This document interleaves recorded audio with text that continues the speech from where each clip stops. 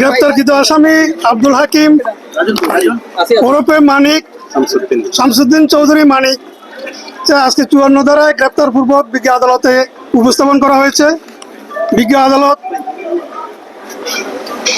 forwarding মোতাবেক আসামির চালান মোতাবেক উক্ত আসামি ঢাকা সহ বিভিন্ন